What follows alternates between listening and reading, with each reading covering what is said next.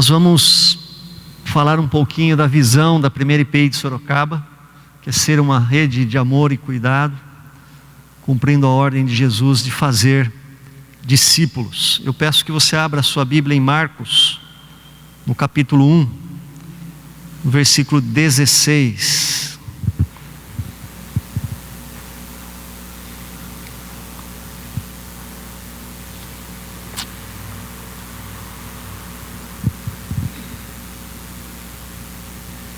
Marcos capítulo 1, versículo 16 e 17.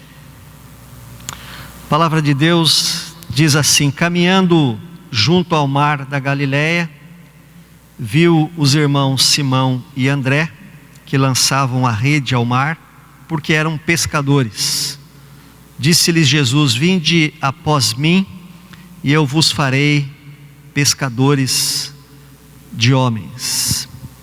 Visão é aquilo que nós desejamos ser. Visão é onde queremos chegar. Visão é o sonho, é uma projeção daquilo que nós deveríamos ser, daquilo que estamos buscando ser e daquilo que desejamos alcançar. Não que tenhamos alcançado, mas buscamos alcançar. Talvez, se você conversar com uma das pessoas que pertencem à primeira IPI de Sorocaba, a essa comunidade, e você perguntar qual a razão dela ter ficado aqui, ou ter escolhido esta comunidade, ela vai dizer: porque ela foi acolhida aqui, porque ela foi bem recebida aqui. Talvez você converse com uma outra pessoa que não está aqui, e essa pessoa diga: não, eu estive lá naquela comunidade, primeira IPI de Sorocaba, mas eu não me senti bem recebido, portanto não fiquei lá. Isso acontece aqui, acontece em quaisquer igrejas, independente do estilo de cada um. Mas a visão da igreja, ela tem que estar de acordo também com aquilo que Jesus quer para cada igreja, para cada comunidade. E resumidamente, a missão da igreja é fazer novos seguidores de Jesus. Em suas últimas palavras, portanto, as principais, quando você vai se despedir de alguém, você deixa as palavras mais importantes para o final. Jesus disse: ide fazei discípulos de todas as nações. João Calvino, o grande reformador do século XVI, ele afirmava que Deus é o Pai e a igreja é a mãe, no seio da qual nós somos gerados e somos nutridos. Se Deus é o nosso Pai, a igreja é a nossa mãe, na qual nós somos gerados e nutridos. Então, gerar e nutrir novos discípulos de Jesus, este é o papel da igreja. Esse é o papel meu, este é o meu papel, este é o nosso papel, e é exatamente essa vontade que está expressa no texto que nós lemos de Marcos capítulo 1. Então esta é a tua missão, é a minha missão, é a missão do povo de Deus, a missão de todos nós que nos reunimos aqui nesta casa de oração. A primeira ideia que nós precisamos então, para entender e para formar esta visão de uma comunidade que faz seguidores de Jesus Cristo, é que esta comunidade ela seja uma rede. Uma rede. Interessante que os discípulos, eles estavam pescando com redes. E Jesus, a partir daquele momento, disse: vocês vão agora lançar as redes para pescar pessoas. E eles aceitaram o desafio de Jesus. E por eles terem aceitado o desafio de Jesus, é que você está sentado nesse banco hoje, aqui nessa comunidade de fé. Por isso, eu e você, que somos a igreja, nós precisamos ser esta rede Nós precisamos ser este instrumento usado por Deus para atrair gente, para atrair pessoas, para tirar as pessoas do status de criaturas de Deus para filhas e filhos de Deus. Em todos os sentidos, a igreja precisa ser uma rede. A igreja é chamada pelo apóstolo Paulo de família de Deus. E toda família se constitui numa rede de amor e de cuidado, numa rede de amor que recebe, que acolhe, que ajuda, que ama, que socorre, que fortalece, que ensina e que educa. É no seio da família que nasce uma criança. É no seio da família, em seu útero, em seu interior, que as pessoas nascem de novo. É no seio da igreja que as pessoas são regeneradas. É no seio da igreja que as pessoas ouvem a mensagem de salvação. É no seio da igreja que o Espírito Santo convence do pecado, da justiça e do juízo. É no seio da igreja que as pessoas nascem da água e do Espírito, nascem de novo e têm os seus nomes escritos no livro da vida. É nesta rede que elas são ensinadas, que elas são doutrinadas, que elas são ensinadas na palavra.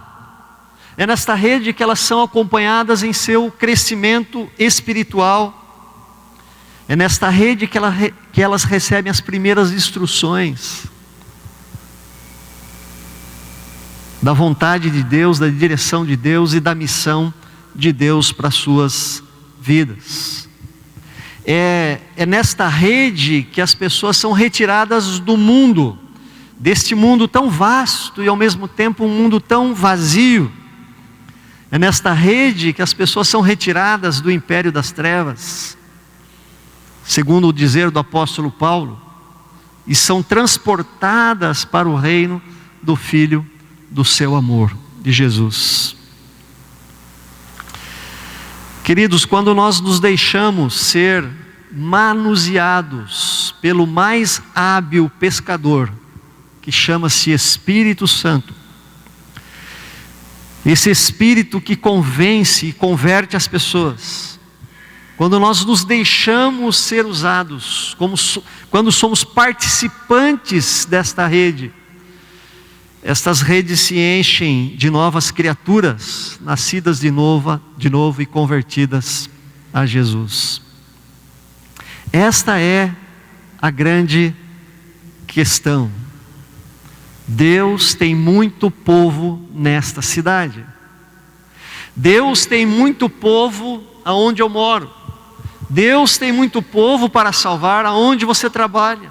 Deus tem muito povo para salvar aonde você convive, ao seu redor, no seu bairro, no seu círculo de amizades. E você precisa ser esta rede que atrai, esta rede que abraça, esta rede que acolhe, esta rede que instrui. Os anjos quiseram esta missão, e a eles não foi confiada, porque Deus deu a cada um de nós. Agora, quais são as características desta rede? Como ela deve ser? Ela deve ser uma rede de amor. Uma rede de amor. Porque o nosso referencial é Jesus. E Jesus, ele atraía as multidões. Jesus atraía pessoas inesperadas. Jesus atraía até mesmo as crianças. Jesus era doce. Havia essa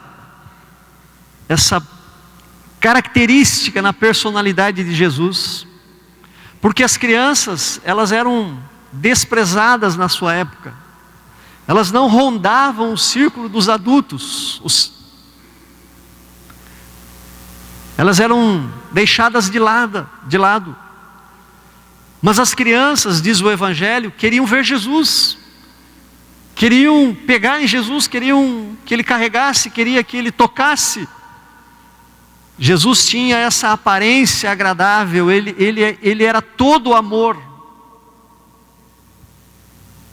E há várias expressões no Evangelho que diz a respeito da personalidade do nosso Senhor. Por exemplo, quando aquele jovem rico procura Jesus, e ele quer seguir a Jesus, o texto bíblico diz assim: Jesus olhou para ele com amor e disse. Na tradução mais antiga diz: Jesus, fitando nele o olhar, o amou. E aí vocês sabem o que Jesus disse: vai, vende tudo que tens, dá aos pobres e depois vem e segue-me. Mas Jesus, mesmo sabendo que o coração dele estava na riqueza, diz a Bíblia que Jesus olhou dentro dos seus olhos e o amou. Um outro relato também muito conhecido dessa personalidade de Jesus é quando trazem para ele uma mulher apanhada em flagrante adultério.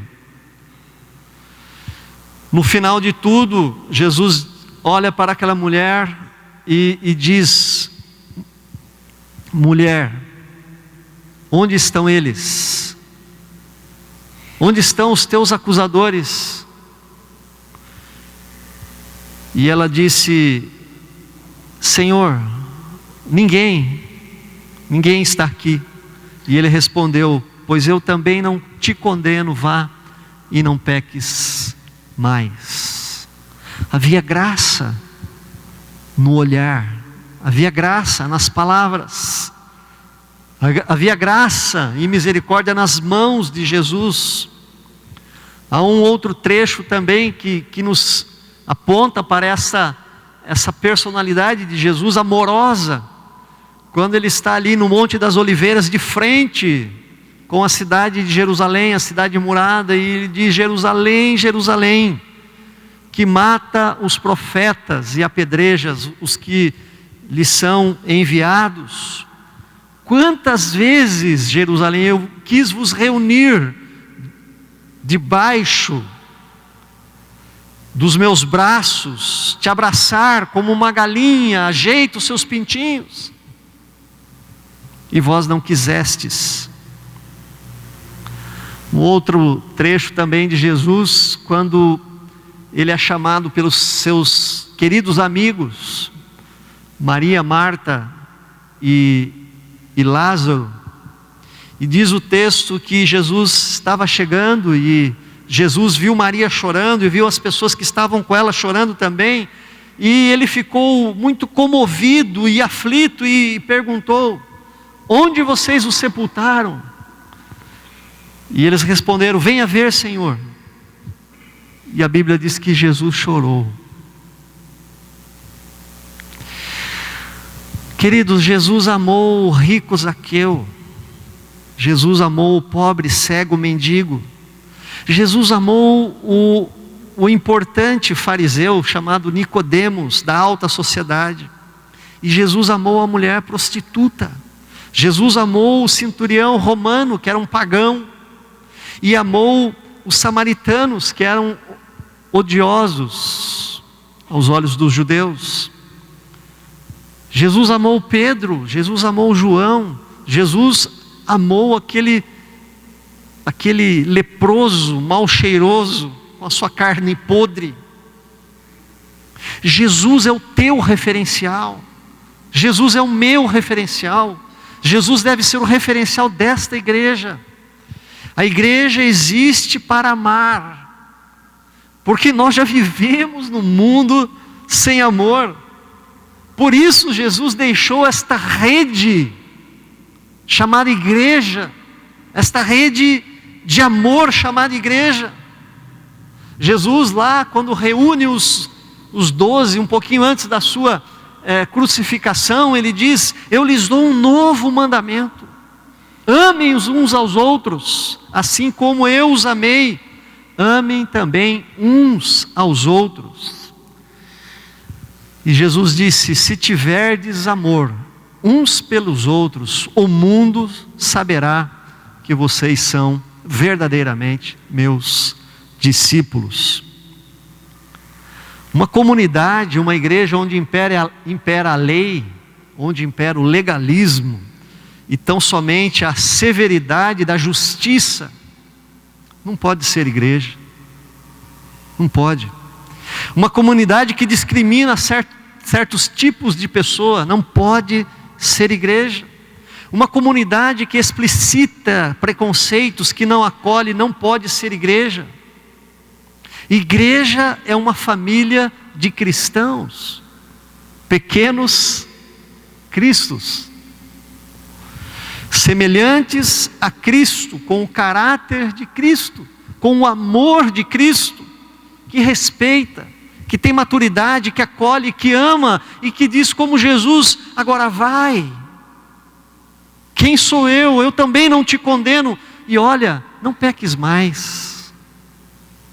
Vai ser melhor para você, porque é certo, porque é correto, porque você será feliz. Vai, não peques mais.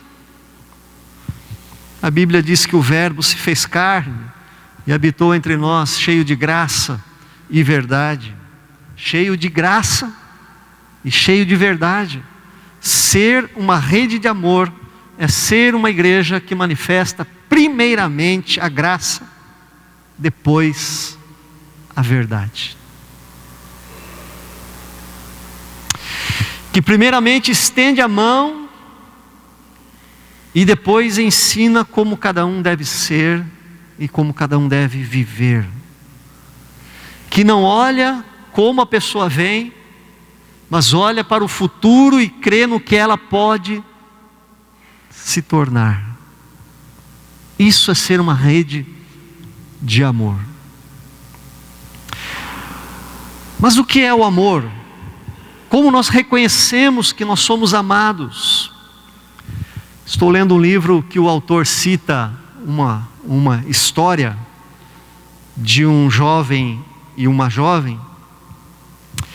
E todas as vezes que a jovem pede alguma coisa para o jovem, ele responde: como você quiser. Cada favor que ela pede àquele jovem, ele diz: como você quiser. Até que um dia caiu a ficha dela. Ela entendeu que cada vez que aquele jovem dizia como você quiser, na verdade ele estava dizendo: eu te amo. E ela se apaixonou por ele. Queridos, Deus nos ama. Mas Deus nos ama de uma maneira muito prática e intensa. A Bíblia diz em Romanos 5:8: mas Deus prova o seu próprio amor para conosco, pelo fato de ter Cristo morrido por nós, sendo nós ainda pecadores.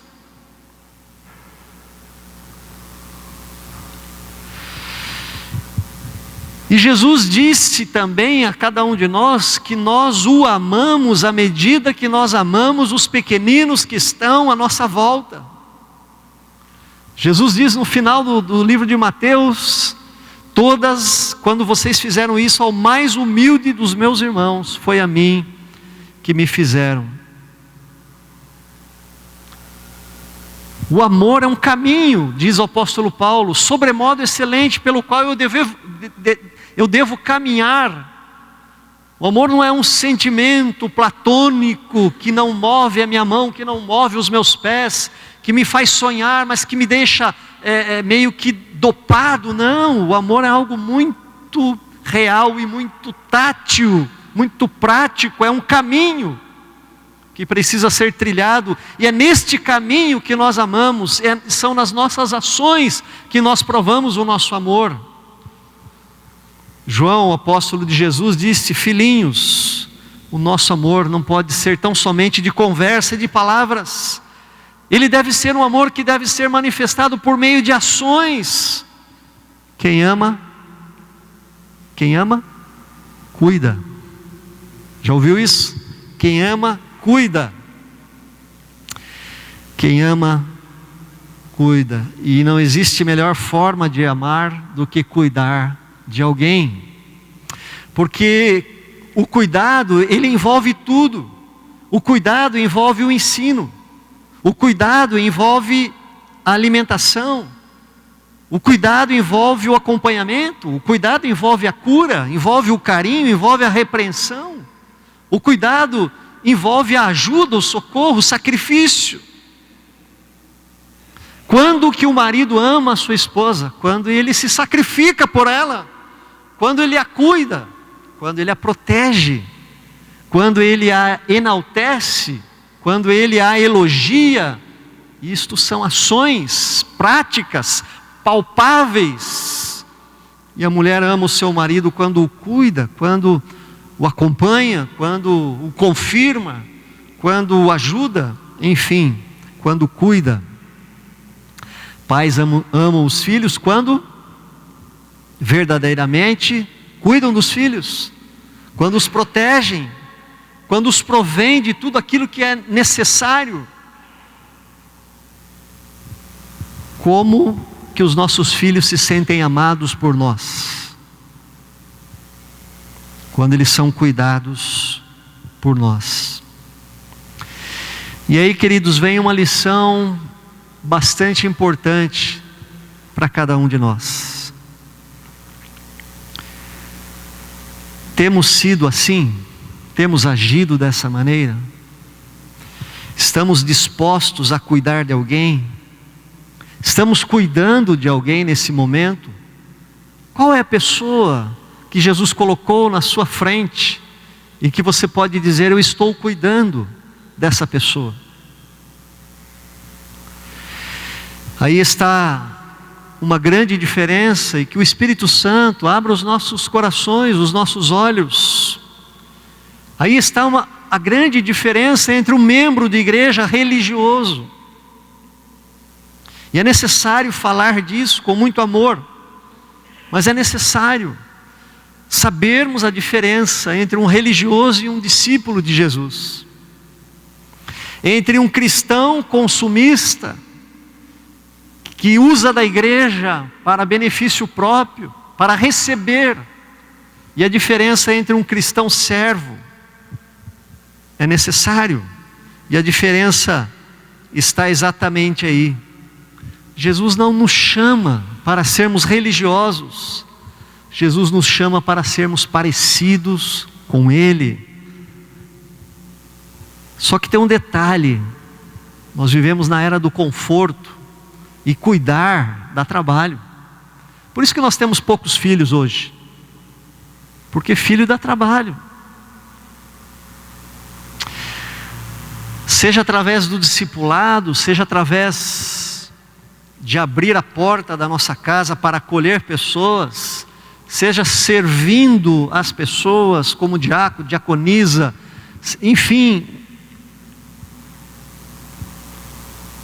pescar, ensinar, doutrinar, apoiar, levar ao batismo, amadurecer aquela pessoa e preparar aquela pessoa para que ela também faça esse trajeto que Jesus nos propõe, dá muito trabalho. Estávamos falando sobre dons hoje na escola dominical, e alguns dons eles são entrelaçados, né? Quem tem um deve ter o outro, porque eles são complementares, e muitas vezes a gente acha que não consegue fazer, que não dá conta, e alguém disse na classe: mas a gente precisa tentar, ou precisa ser levado e ser colocado numa determinada missão, num determinado lugar, para que a gente experimente. Lembra do reencontro de Jesus com Pedro, quando Jesus nega Pedro nega Jesus 3 vezes. Aí Jesus morreu, eles ficaram desanimados, e aí no final do Evangelho de João, Jesus aparece, eles tinham voltado ao seu ofício de pescadores, e Jesus aparece. E é interessante que Jesus pergunta 3 vezes se Pedro o amava. E eu pergunto para você nessa noite: você ama Jesus? Você verdadeiramente ama a Jesus?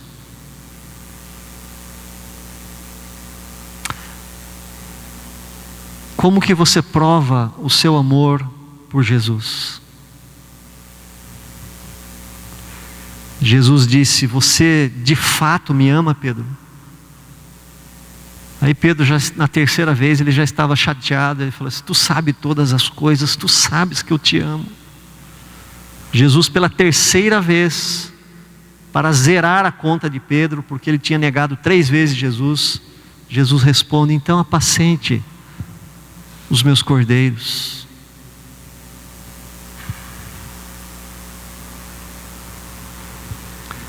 Quem você está apacentando? Quem que você está abraçando? De quem você está cuidando?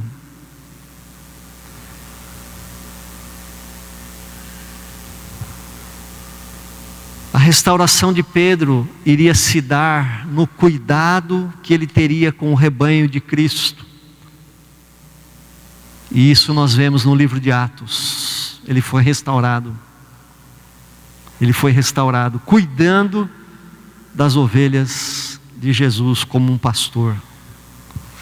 Eu preciso ser um agente de cuidado. Você precisa ser um agente de cuidado. E assim então nós nos tornamos esta rede de amor e cuidado. É assim que a nossa igreja se torna esta rede de amor e cuidado, esta rede que atrai, esta rede que acolhe, esta rede que cresce, esta rede que cumpre a missão confiada a nós por Jesus.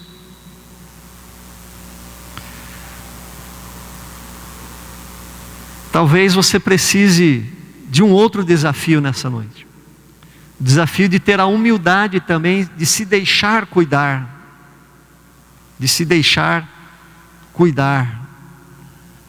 Jesus cuidou, mas Jesus também foi cuidado. Havia pessoas que abençoavam a vida de Jesus. Marta, Maria e Lázaro é uma delas. Esses 3 cuidavam de Jesus. Havia um pouso, havia uma casa, havia um espaço para Jesus descansar, comer e dormir. Então eu te pergunto: a quem você responde? Quem é o teu conselheiro? Quem é o teu mentor? Quem é teu mestre? A quem você presta contas da sua vida? Eu não, olha a minha idade, que é isso, pastor? Todos nós precisamos de cuidado, e precisamos ter humildade para isso. Eu tenho visto um mover de Deus nesse ministério de pastores que eu faço parte, pastores com 30 anos de ministério, desejando ser mentoreado por pastores que têm 8 anos de ministério, que quase têm a idade para ser filho. Humildade, porque sabe que precisa responder a alguém, porque sabe que precisa também de orientação. Então quem ora por você, quem está cuidando de você, isso é importante, queridos, porque demonstra que somos ovelhas. Somos ovelhas, todos nós. Hoje nós estamos formando uma rede de discipulado, e eu te desafio a acolher alguém, a se importar com alguém, a caminhar com alguém, a ajudar alguém, a discipular alguém, a evangelizar alguém, a ouvir alguém, e estar disposto a servir alguém.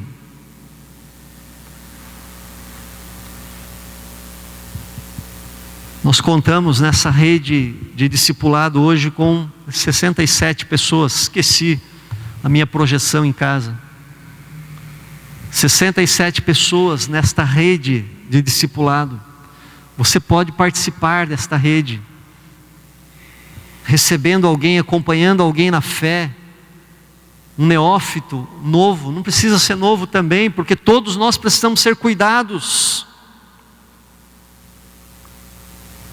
Você pode fazer discípulos cantando no coral, você pode fazer discípulos dentro da diaconia, você pode fazer discípulos no louvor, você pode fazer discípulos na manutenção da igreja. Estamos aqui criando um ministério de manutenção. Estou olhando aqui para os nossos irmãos que amanhã vão fazer um serviço aqui na igreja. Nós fazemos discípulos aonde nós atuamos, fazemos discípulos dentro de casa, com os nossos filhos.